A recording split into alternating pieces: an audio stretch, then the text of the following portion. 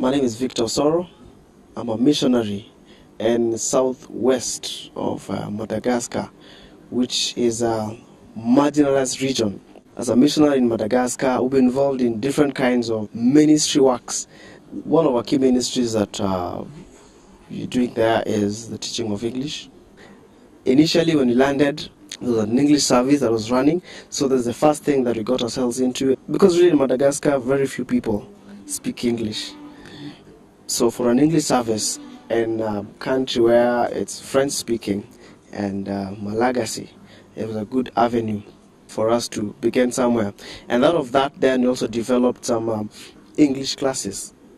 And these English classes that run throughout the week, Tuesday to Friday. Mostly in the afternoons, you have those English classes. You have different kinds of students that are coming in right now. There are those who are students in high school, so they learn in school as a subject but don't have an opportunity for practice. And then you have others who basically they're looking for jobs. And for you, if you have English, that becomes plus for you for getting a job. Then you also have different people who are working, probably with mining companies or some farms, which English is really needed. And I think as a church, it's about meeting needs. And with that, then you're meeting the needs of people. We're also involved in discipleship. And personally, I have 2 young men that I've recruited into my discipleship team that we work together with for the past 2 years, closely learning God's word together and just spending time with them, pouring my life into them.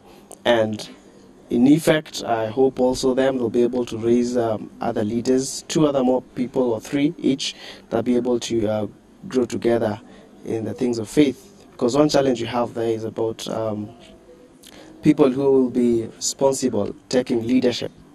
And so we do believe that establishing leaders and raising people who will be taking over is very key for us as people who are involved in the work of mission. We also do evangelism. We organize outreach missions where we have mass evangelism and you have door-to-door evangelism. And we've seen people giving their lives to Jesus and having a desire to serve God. Personally, I'm involved with the youth department, and so we've developed specific programs around the youth. We've looked at the music department and to be able to learn new songs. I mean, the Malagasy people are gifted. Some of my 2 disciples actually composed some songs. We also recorded actually the instrumentals, and soon I'll be releasing our first album. And within that also we have a men's ministry, and we're really focusing on raising men of substance, men who are people who take responsibility, people who are called to be providers, protectors, and prayerful, and being priests in the house. And in that one, we really had a lot of young men coming in, really excited to know what God is doing in their lives and what purpose is for them as men. And just looking at different aspects of purity, things like financial purity, sexual purity. Men become people who are thirsting after God. And also been having intercessory department, been heading that department, raising people who are committed to intercede for the city and pray for the church. So we have weekly prayer where we meet during every Saturday morning. We just have some time of praying for the nation, praying for the church, praying for families.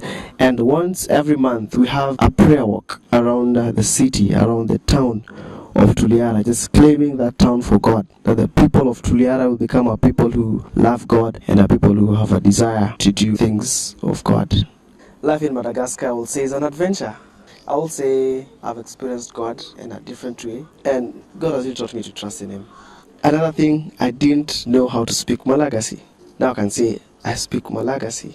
I think the Lord has favored me. I've known the language. People know Victor knows Malagasy. They just come and open their hearts. I get it well as people come in and ask questions, direction, and advice. Someone that I work so much with the youth, they always come around and ask, "Hey Victor, tell us about this. I'm struggling with this. Help me with this. Pray for me about this and the other." Then I proved my musical skills over there. I learned how to play the drums. I learned how to play the guitar. And right now, I'm learning the violin. That's been a bit of an adventure.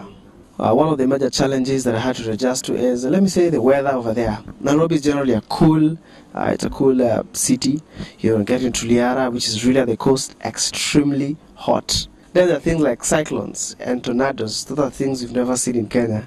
And another challenge you've had is the Anglican Church in Kenya is not really a low church, but the one in Madagascar is high church. That means they have a lot of rituals and cultures and things that they do. So getting there, you have to really adjust in terms of how the church looks and in terms of how the service flows.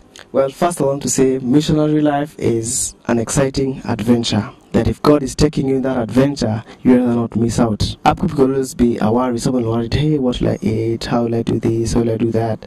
But looking at my own journey, I can say God has been faithful, even with the challenges financially that the Lord has been able to provide. I've been setting people like CMF and other friends who are coming in and supporting you. God right now is looking for people who are willing. Yeah, and if you're willing to go and He has called you, then that Lord who has sent you will provide for you all your needs and everything that you need. So really, the thing of outreach will not be really a big challenge.